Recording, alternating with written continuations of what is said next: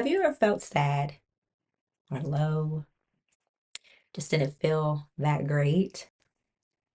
Well, I know I have felt this way on more than one occasion, and something's telling me that you have probably felt this way at some point as well. Well, my name is Krishan, and I welcome you to my channel, A Lifetime Gift. I'm a wife, a mom of three boys, and currently expecting baby number four. And I'm also an internationally board certified lactation consultant. Here on my channel, I read children's books about God, children's books about breastfeeding, and some of our family favorites. Now, back to my question. The reason why I asked if you've ever felt that way, if you ever felt sadness before, is because of the story that I want to share with you all. The story that I'm sharing is God, I feel sad.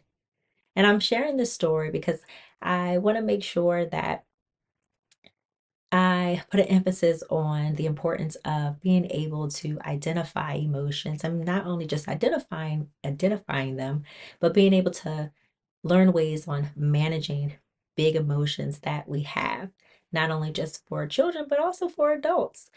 And I think this is a great book that gives different options and ways of how we can manage those big feelings that we get sometimes. So before we jump into the book, I do want to say stay to the end because I also want to share how God showed up in my life when I was going through some sadness and just wasn't feeling that great. So let's jump right into this book. God, I Feel Sad. Written by Michelle Nietert and Tama Fortner. Illustrated by Nomar Perez. When God made you, He gave you emotions.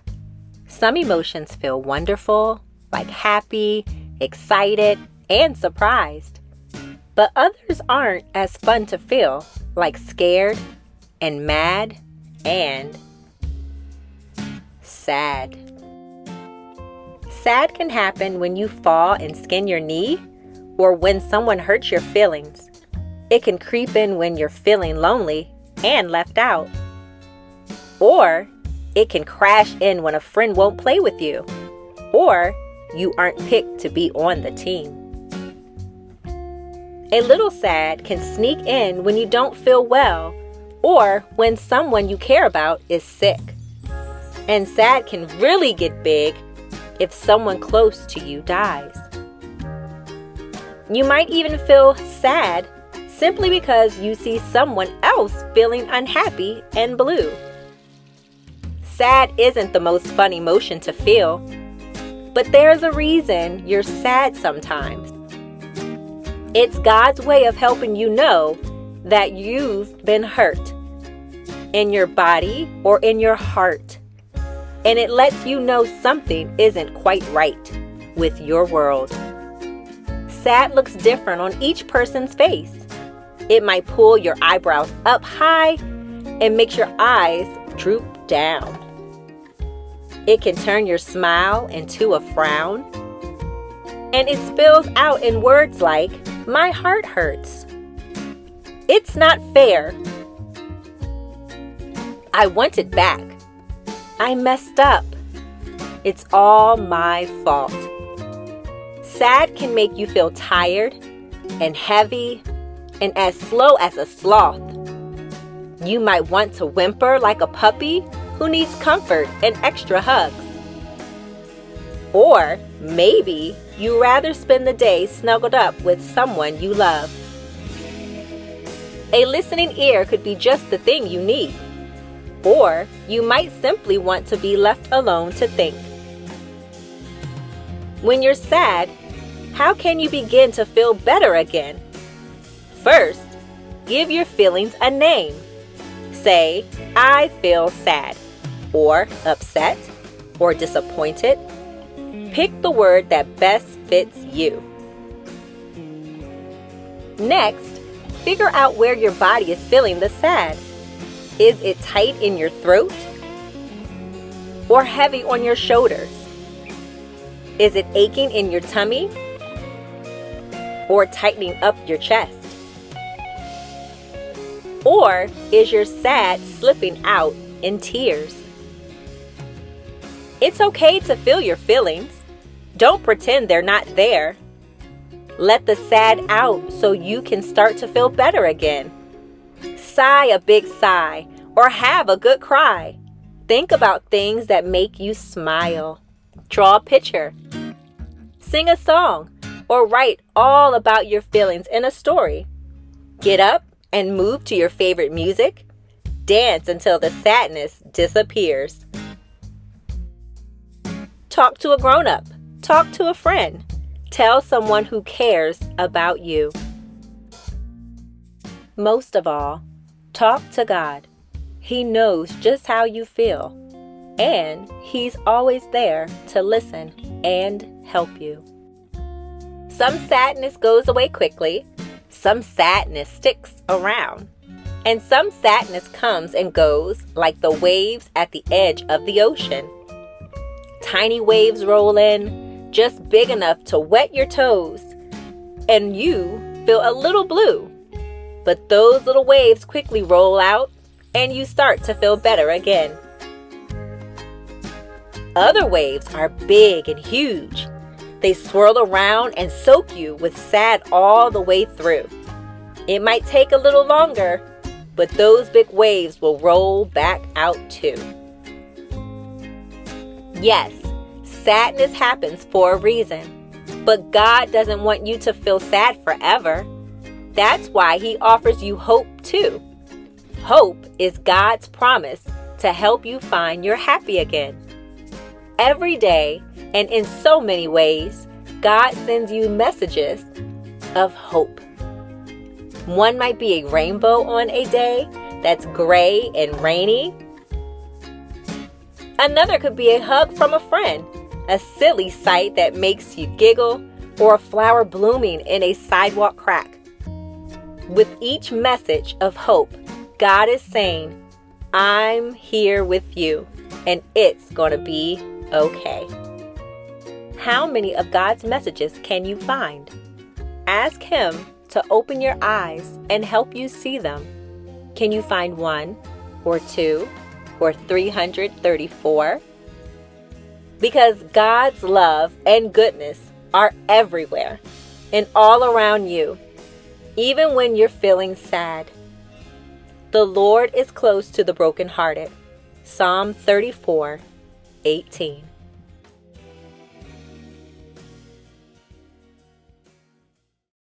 So what did you think of that book? Was it helpful? Did it show you different ways of how you can manage your big emotions and sometimes sadness? I know in the story it pointed out ways of how you can sometimes just manage your emotions by letting it out, whether that's through crying, sometimes writing a story, maybe doing some dancing, some painting, drawing.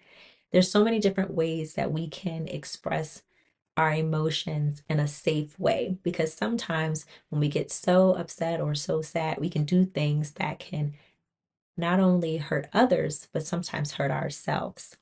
So I'm hoping in the next couple of weeks, I do want to write a blog post about some of the books that I've shared already on emotions and how to deal with them, but also share more of what we do here at home. I shared about our calm down chart that we use with our little ones that has been extremely helpful with helping them navigate their emotions, but also helping them identify and learn what emotions they're feeling. Now, I also promised you all just a quick story about how God showed up in my sadness. So, as you know, I'm pregnant. I've shared that I'm pregnant, and some days are harder than others. And especially being at home with 3 boys, it can be a lot. And so during the summertime, it was a lot. And I was very early in my pregnancy, and our schedule was we were very busy with all the places and things that we had to do and go.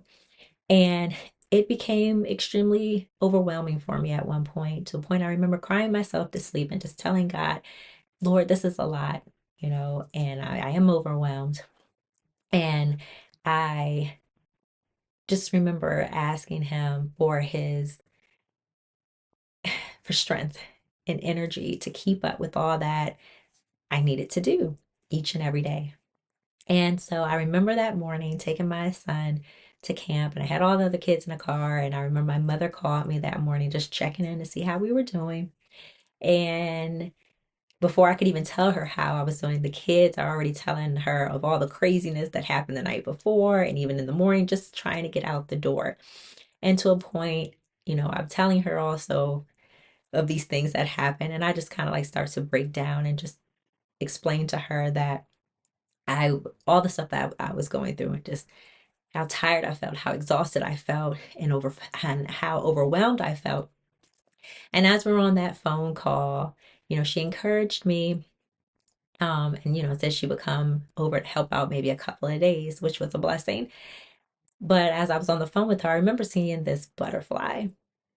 And usually I don't see butterflies much, and I didn't think anything of it really when I first saw it. I saw it like, oh, okay, that's different, a butterfly.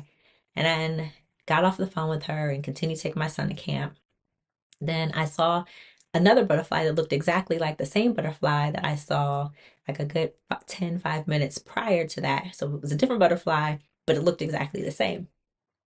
So the day went on, and I'm like, okay, that was interesting, seeing those two butterflies. But they went on, and then later on that day, this was the time when we were debating about if we were going to move or not. So we went to go look at a house. And I remember once we got to the house, and as my husband was trying to open up the lock on the door, um, I remember right there in the front of the house there were flowers, and then all of a sudden this butterfly came out of nowhere. It looked exactly like the same butterfly that I saw earlier. Day went on again, and I'm like, okay, that's really interesting. I saw three butterflies, looked exactly the same. And after a while, I started to think, like, is this a sign of something? What does this mean? And honestly, throughout the day, as for the rest of the day, after we picked up my son from camp, I saw another butterfly um, coming after we picked him up from camp. And then we had to pick up my two youngest from their grandparents' house that day.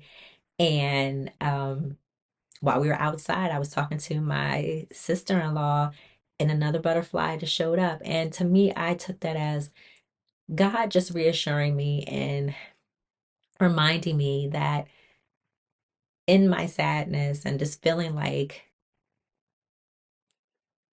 I was just so low and just so exhausted and feeling that he wasn't there, that day he reminded me that he was there, and he was there throughout my day by sending me this butterfly to remind me of his presence.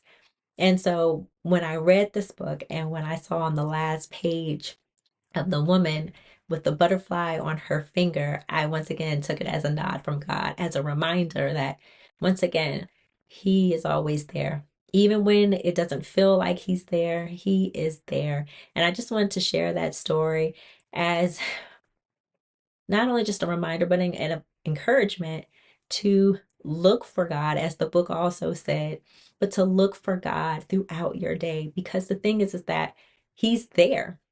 And I feel like we miss so many of his messages because we're so distracted with so many things in our lives, whether it's social media, whether sometimes it can be our family, our children, it could be school, work, it could be so many things. But it's so important that we take time to really look out for God and look how he is moving in our lives, or the things around us that show us that he's there, that he hasn't forgotten about us, and that he loves us. So if you enjoyed this book and you want to make it your own, I have put the information in the description box for you to purchase if you choose to do so. And if you like this book and want to hear more stories like this, please remember to like and subscribe. And I hope to see you next time.